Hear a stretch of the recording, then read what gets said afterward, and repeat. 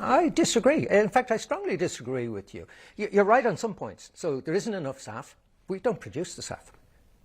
You know, the motorist doesn't produce the petrol that they put in their car. The idea that it's the responsibility of the person driving the car to go out and manufacture the fuel, you know, would be laughed at. You know, so it's not for airlines to produce SAF.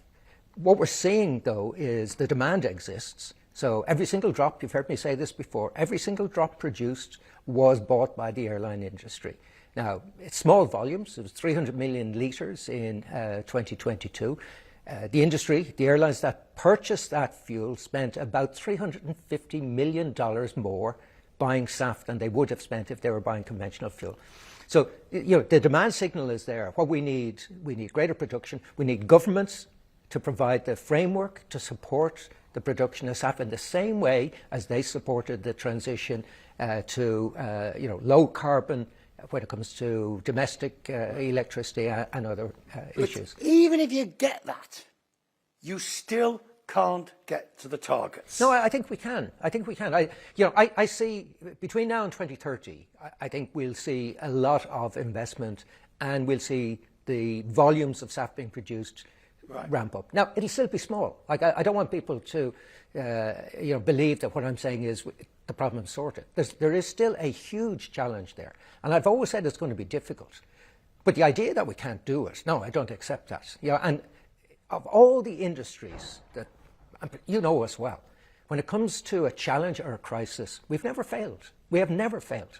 We find a solution, we work hard, and no question about it, we will get a solution to this issue. You are, if not failing, you are in challenging waters in the court of public opinion at the moment. No, I would accept that. And that's why, you know, we've got to convince people through our actions as well as our words that we are determined to achieve this goal. And we will do that. And we will, you know, we're not shy about talking about this. We're openly discussing it. We're openly acknowledging that this is going to be a huge challenge. We're openly acknowledging that it's going to come at a huge price. You've heard me say it. You know, ultimately, ticket prices will have to reflect higher fuel costs because the transition to net zero is going to be expensive, and that means ticket prices will go up.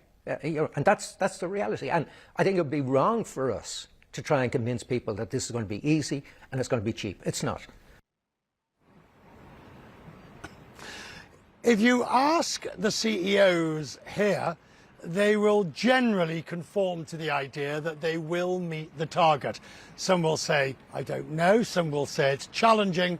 There'll be a general view that it won't be easy.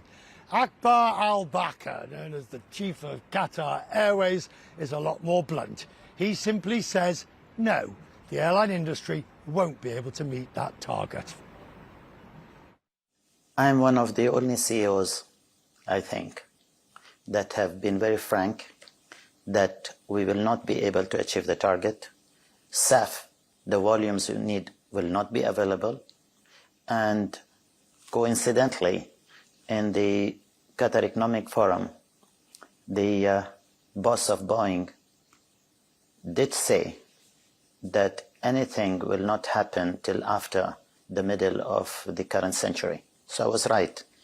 We won't be able to achieve. Let us not fool ourselves. The whole industry is predicated, is just frothing about this idea of net zero by 2050. We will not even reach the targets we have for 2030, I assure you, because there is no enough raw material to get the volumes of SAF. I've spoken to, I don't want to mention the oil companies, and they said that the volume they need is not available. So this is why not enough volume of SAF is being produced. You know, you cannot only produce SAF in the United States and, you know, cater for the US carriers. We are talking about the global net zero emission by 2050. It's not only one region, and it's not available.